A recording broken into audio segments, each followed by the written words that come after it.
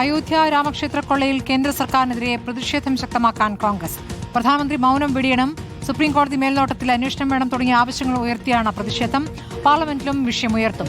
രാജ്യത്തുടനീളം 50-ലധികം വാർത്താ സമ്മേളനങ്ങൾ നടത്തി കാര്യങ്ങൾ അറിയിക്കാനാണ് നേതാക്കൾ ആലോചിക്കുന്നത്. കുറ്റവാളികളെ സംരക്ഷിക്കുന്ന നടപടിയാണ് കേന്ദ്ര സംസ്ഥാന സർക്കാരുകൾ സ്വീകരിക്കുന്നതെന്ന് KC വേണുഗോപാൽ MP പറഞ്ഞു. വിശ്വഹിന്ദു പരിഷത്തും RSS അടക്കമുള്ള സംഘപരിവാർ സംഘടനകൾ അവർ ജനങ്ങളിൽ നിന്ന് പിരിവ് നടത്തി മറ്റെല്ലാ ഭക്തജനങ്ങളും വിശ്വാസം ഉറപ്പിച്ച ഒരു ക്ഷേത്രമാണ് രാമക്ഷേത്രം.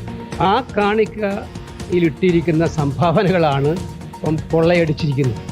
ഇതെല്ലാം ട്രസ്റ്റ് ഭാരവാഹികളുടെ അറിവോട് കൂടിയിട്ടാണ് എന്നുള്ളത് വ്യക്തമാക്കുന്നതാണ്. ഇന്ത്യൻ പ്രധാനമന്ത്രി നേരിട്ട് മേൽനോട്ടം വഹിച്ച് നിയമിച്ചിട്ടുള്ള ആളുകളാണ് ട്രസ്റ്റിന്റെ ഭാരവാഹികൾ. ഇത്രയും വലിയ കൊള്ള നടന്നിട്ടും പ്രധാനമന്ത്രി മൗനമാണ്, ഒരക്ഷരം വേണ്ടിയിട്ടില്ല. കുറ്റവാളികളെ സംരക്ഷിക്കാൻ വേണ്ടിയിട്ടുള്ള എല്ലാ ഒത്താശകളും ചെയ്തു കൊടുക്കുന്ന ഏർപ്പാടിലാണ് കേന്ദ്ര സർക്കാർ ഉള്ളത്. സംസ്ഥാന സർക്കാരും അതുപോലെ തന്നെ. വരുന്ന പാർലമെന്റ് സമ്മേളനം 20-ാം തീയതി തുടങ്ങാൻ പോവാണ്. ഈ പാർലമെന്റ് സമ്മേളനത്തിൽ ഏറ്റവും വലിയ രീതിയിൽ ചോദ്യം ഉയരാൻ വേണ്ടി പോകുന്ന ഈ കാര്യത്തിലായിരിക്കും പ്രധാനമന്ത്രി സഭയിൽ മറുപടി പറയണമെന്നുള്ള ആവശ്യം ഞങ്ങൾ ഉന്നയിക്കും.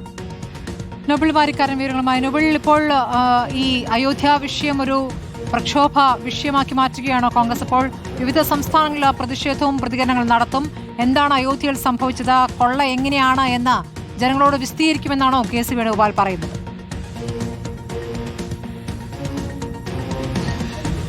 സ്മൃതി, KC വേണുഗോപാൽ വ്യക്തമാക്കിയതുപോലെ തന്നെ പ്രധാനമന്ത്രിയുടെ മൗനം തന്നെയാണ് ഈ വിഷയത്തിൽ കോൺഗ്രസ് പ്രധാനമായി ചോദ്യം ചെയ്യുന്നത്. കാരണം കഴിഞ്ഞ കുറേ ദിവസമായി ഈ വിഷയം സജീവ ചർച്ചയായി നിൽക്കുന്നു. ഒരു ഘട്ടത്തിൽ പ്രധാനമന്ത്രി കഴിഞ്ഞ ലോക്സഭാ തെരഞ്ഞെടുപ്പ് സമയത്തടക്കം ഇതൊരു ഊർജ്ജമായി, അത്തരത്തിൽ ഈ രാമക്ഷേത്രം ഒരു പ്രധാന വിഷയമായി തന്നെ പല ഘട്ടങ്ങളിലും പ്രസംഗം നടത്തിയതാണ്. പക്ഷേ ഈ കൊള്ളയുമായി ബന്ധപ്പെട്ട വിശദാംശങ്ങൾ വന്നതിന് ശേഷം പ്രധാനമന്ത്രി ഈ വിഷയത്തിൽ കൃത്യമായ മൗനം തുടരുകയാണ്. ഈ മൗനം അവസാനിപ്പിച്ച് പ്രധാനമന്ത്രി കാര്യങ്ങൾ വിശദീകരിക്കണം എന്ന് തന്നെയാണ് കോൺഗ്രസിന്റെ പ്രധാനപ്പെട്ട ആവശ്യം. ഒപ്പം ഈ വിഷയത്തിൽ ഒരു കോടതി മേൽനോട്ടത്തിൽ, സുപ്രീം കോടതി മേൽനോട്ടത്തിൽ അന്വേഷണം എന്ന ആവശ്യത്തിൽ കോൺഗ്രസ് ഇപ്പോഴും ഉറച്ചു നിൽക്കുന്നു. നാളെ വരെ, അതായത് 150ഓളം ഇടങ്ങളിൽ, പ്രത്യേകിച്ച് 50ഓളം വരുന്ന പ്രസ് മീറ്റുകളടക്കം ഇതുമായി ബന്ധപ്പെട്ട് സംഘടിപ്പിക്കും എന്നാണ് നേതൃത്വം വ്യക്തമാക്കുന്നത്.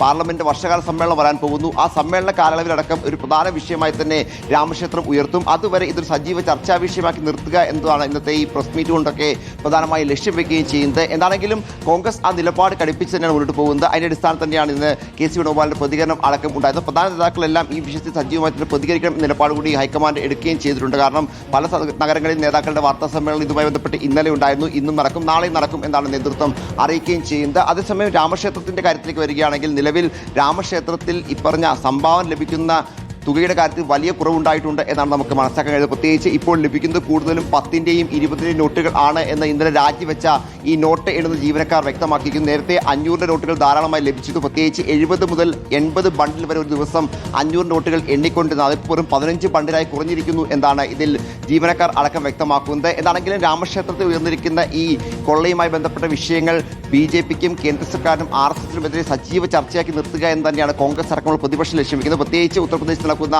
അടുത്ത വർഷത്തെ നിയമസഭാ തെരഞ്ഞെടുപ്പ് അടക്കമുള്ള വിഷയങ്ങൾക്ക് പരിഗണിച്ചുകൊണ്ടാണ് ഈ വിഷയത്തിൽ സജീവ ചർച്ചയാക്കി നിർത്താനുള്ള തീരുമാനത്തിലേക്ക് ഇപ്പോൾ പോവുകയും KC വേണുഗോപാൽ അടക്കമുള്ള ആളുകൾ ഈ വിഷയത്തിൽ നിരന്തരം പ്രതികരണങ്ങൾ നടത്തുകയും ചെയ്യുന്നത്. സ്മൃതി, ശരി. നോബൽ മാരിക്കാരനാണ് വിവരങ്ങൾ നൽകിയത്.